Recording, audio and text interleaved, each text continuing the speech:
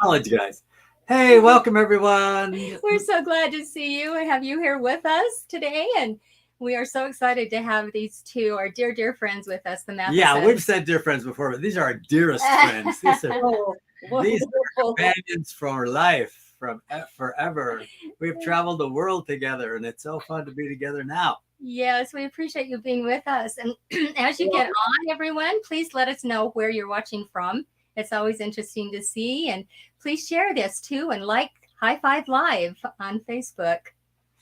So important. Let's tell you a little about the Mathesons, because many of you know them already from their fame and fortune, but we'll tell you just a little bit about their great lives.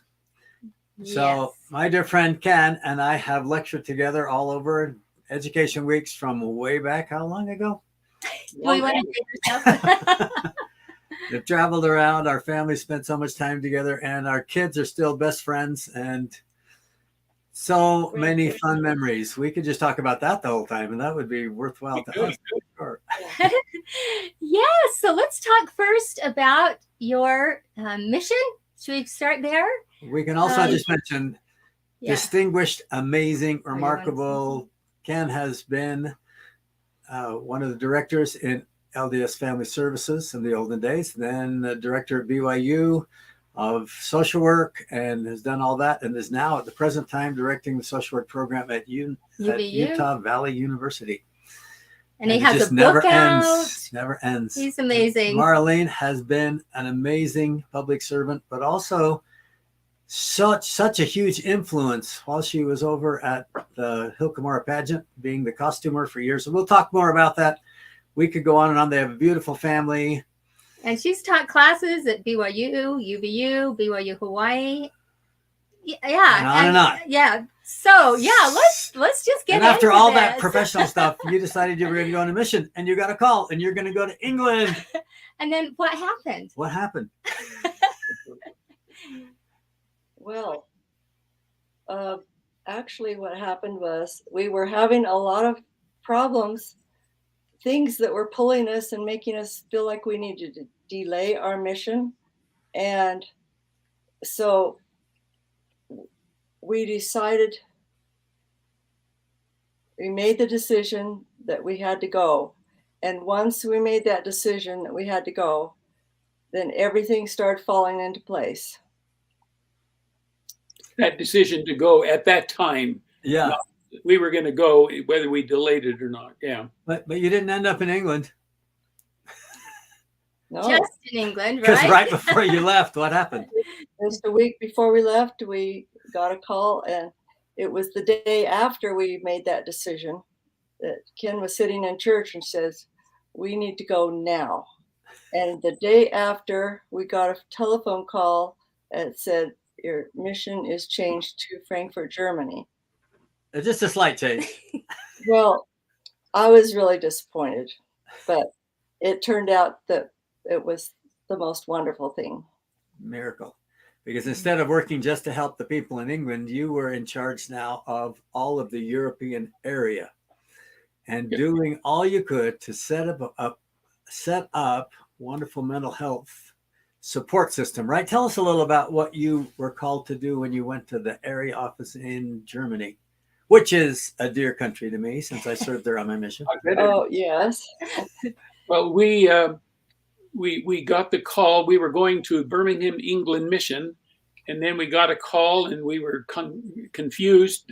But you in the church, you go, okay, sure, and so we went. And looking back on it now, it was the right decision to make. We didn't know the implications. Instead of just working in a mission, our mission, if you will, was the whole Europe area. They needed somebody who had some, I still call it LDS Family Services. I know it's just Family Services now, so if that flips in, but they needed some structure, they had just realigned, had redone the configuration of family services. And so our job was to set it up again following the direction of the area presidency. And that meant we had to identify professionals in all of the countries, Oh my goodness. and they all had different licensing laws to identify professionals, and then let priesthood leaders know who these people were. So if they had concerns with members, this was the person they should contact. And then do, Now- do training so that they knew how to work together. So I'll just tell you, I had a little tiny role over in our local area trying to find some community support with professionals. It is a huge job. A big I job. cannot imagine handling it in all the. How many countries were there that you were working with? Well, we'll tell you a secret. I don't know how many it was, but while we were there in the mission, we traveled to 27 different countries. 27, and when we went there, there was 10 people identified. When we left, there was 33, and so that took That's a lot miracle. to identify them. And I'll tell you one example of how this worked. We went to a country one time. The night before, we met with somebody who was qualified, and we both walked out saying that wasn't the person the Lord wanted. The next day, we were meeting with another person in church in between, sacrament meeting and Sunday school. And we met him as we were walking out of the church. We were going downstairs to meet with him in a room. And I leaned over to my wife and I said, "This is the person right here." That's how it worked. And we talked with him. He was the person. We had sisters and brethren, all professional. We had great experiences, but the Lord was preparing the way for us to do that. So it was wonderful. No, it's just miraculous, and how the Lord's hand is in all aspects of his work. While you were in Germany, like now, so many refugees. Our nephew is working there right now as a missionary, and he's teaching almost exclusively refugees. And Marlene, you had something to do with the refugees while you were there. In fact, we were just reading Elder Karen's talk this morning that mentioned specifically some of the things you did. Tell us about that. Well, Elder Karen gave that talk while we were there actually doing it, and his wife was one of the people participating in it. It was mainly the sister missionaries who didn't have main assignments that we went once or twice a week to the refugee camps, and that was one of the highlights of my mission, because nobody could speak to each other in the camp. We couldn't speak to them. They had five or six different languages there. We learned to not be afraid of people who are different and looked different and believed different. And we learned to love without words. And we were able to help them with playing games and entertainment. They were just very, very bored. They had nothing to do. And so I took knitting supplies, yarn and needles, and I quickly learned that I didn't have to teach them how to knit and crochet, because I never saw them use patterns. They were very proficient. They just needed the supplies, and then next time I would come, they would show me the things that they had made. And it was, so I would cheer for them and ooh and ah over the things that they had made, because there's a picture of me in the refugee camp, and it was just one of the most tender experiences ever to interact. So touching. Interact with people. There I'm sorting the supplies, because they would request different colors and Tell them where you got the different supplies things. from. Yeah. Well, the church actually had a grant that through the stake that we had money available that we could get these supplies from. And so we went shopping all over. You can probably see my cast right there. Yes, we were going to talk about your broken leg. And I had a broken leg, so it was not easy to go shopping, because Germany is not built for the handicapped. It's really You don't think not. those cobblestone streets are made for scooters? No. Marlene, I feel for you. I had a lot of sympathy and empathy when this happened and we knew about it. And I thought, oh my goodness, that must be so difficult for her. But then I broke my leg. And I thought, I don't know how you did that on a mission and still got around and still kept serving. You are incredible. It's amazing. Yes. Her scooter wouldn't even work here. In fact, I had to be we did piggyback carry all everywhere. Everywhere. Anyway, thank you for carrying on and amazing. being that kind of example. You are just incredible. We said, okay, should we go home or should we stay? And I said, are you kidding? I've waited 50 years for this experience for my chance to go on a mission. So I'm not going home. But it was very hard because we had to travel and adjust to different locations and different motels and everything. 27 countries. I mean, people think of Europe area. They don't think of Cape Verde and all the kinds of places that are included. It's all over the place. No, we went to Cape Verde. So it was a very wonderful experience, and we felt like we were guided all the time. So did you ever think when you were busy out there at the Hilkamora pageant, sewing and making costumes and doing all the wonderful things you did, that was preparing you for your mission too? Well, no, I had no idea. Not at the time, for we sure. were just intent on what we were doing. He uses our skills. Yes, he does. How many years did you serve at the Hilkamora pageant and be in the plays and do all the background things that you did? Actually, it was 16 years that we participated, and we took our family and our family. Well, Jana got to go with you, our daughter, and every year you would ask us to go, and every year we couldn't do it, so we missed out. Yeah, you did. Yeah, thank you for all of your service there. But it was a great effort, and the benefits were really worth it. So, oh yes, it solidified the testimonies of our children hugely. So great. And we just learned that when we're working for the Lord, miracles happen all the time, and that's one of the best things about being involved in that experience. Is we saw miracles happening every day. It wasn't easy. It was a drudgery in a lot of respects.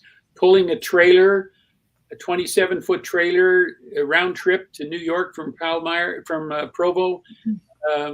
The gas, a round trip, at least 5,000 miles, but our kids refer to that as a life-changing experience.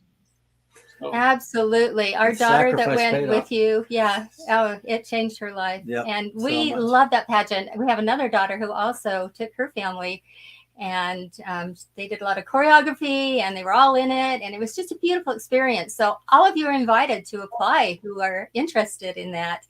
They've got to go to Nauvoo now to do it. Yeah, too late. That's right. Nauvoo. I'm talking about Nauvoo. She was in Nauvoo. Yes, thanks for correcting. Yeah, so she had that kind of experience too, where you just bring your family and participate for a summer and just have that incredible experience. Yeah, so you still do Nauvoo, right? We haven't done Nauvoo, but I know a lot of people who have done it, and it is a good experience. It's quite different, but it's a wonderful experience too. So I encourage people to make applications for that to do with their families. So one of the amazing things for me about you two is not only our friendship for years and all the wonderful good you've done, that right now in Europe, those countries are being tremendously blessed by the effort you put in still. It just goes on and on. But you won't quit. I mean, now you're working at the MTC as part of your wonderful work. And you have a unique assignment there. And what you do there could help people that are retired. It could help people that are not retired. It could help everybody. What do you do now at the MTC? And you've counseled forever, Ken. Tell us a little about how you wrap the gospel into your counseling and what that process is like for you. What you do for couple missionaries. Okay, well, let's start with the missionaries first at the MTC. Why don't you tell them what we do? Well, we were asked by the missionary department to develop a class with 2 other couples and we developed the curriculum to teach the senior missionary couples on how to handle stress on their missions. Adjusting to missionary life as a senior couple. Which is big. Yes. So we talk about a lot of possible things. We said to expect stress, expect problems. That Elder Holland said relationships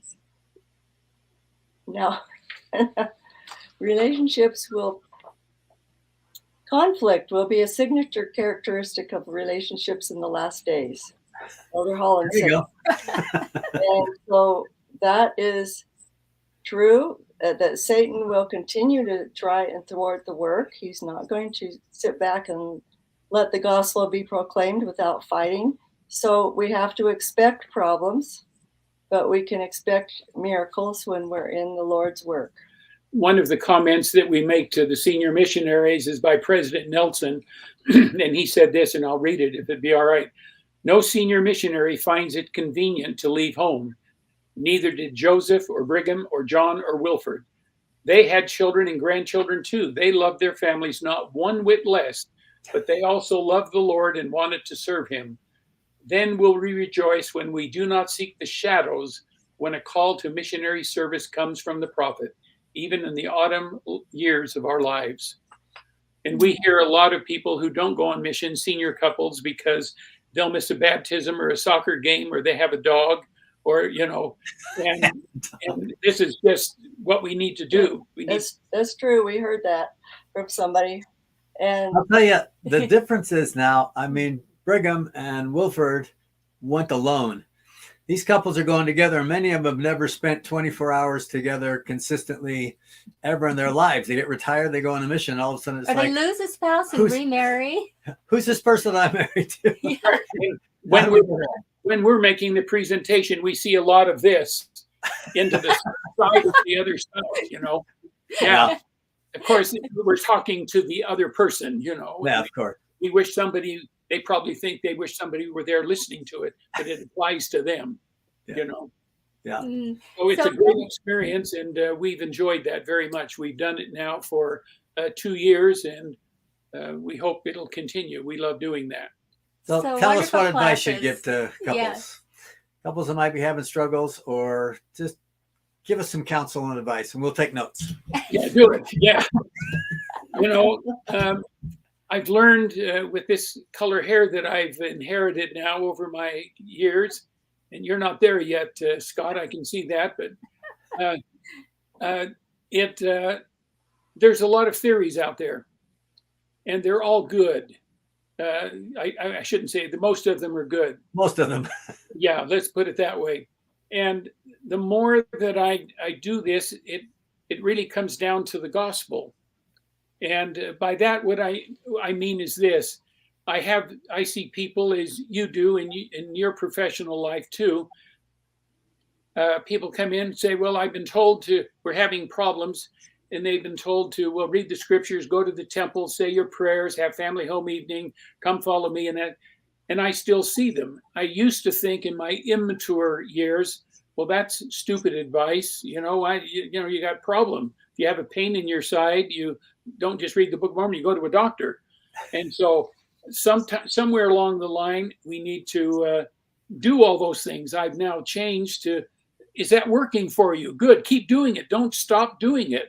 But we need now to add to it, you know. And Elder Holland, of course, had a quote in his talk, and you remember this. He said, if things continue to be debilitating, seek the advice of reputable people with certified training and professional skills and good values. Okay? If you had an appendicitis, God would expect you to seek a priesthood blessing and get the best medical care available. So too with emotional disorders. So see, the door's open that sometimes with emotional or family problems, we need to get some help. And so I've learned a couple of things. One, I can't fix everybody. And I'm responsible to help them, but I'm not responsible for them. That frees me up. I do the best I can. I'm present in all of that. But I can't do it all. And so one of the principles, and I work with non-members also. So I don't say, well, in the Book of Mormon it says, or President so-and-so said, or Elder so-and-so, but I can use the concepts. And one of the most profound comments that I have from President Nelson, and I'll read it to you. He says, differences of opinion occur between husband and wife, but one's objective in marriage is never to win an argument, but to build an eternal relationship. Oh, I love that. So the people that I see, it's who's right and who's wrong. Yeah. And I've learned long ago that there's two opinions, mine and the wrong one. So, and we say at the MTC sometimes that of all the hundreds of billions of people that have lived on the earth, how many are alike in every aspect? And the answer is 0. 0. So we all have differences. So when I read that concept to them, if they're non-members, I said, I've heard a concept one time. Let me share it with you. If they're members of the church, I put President Nelson's name in there. And they say, oh, that's good.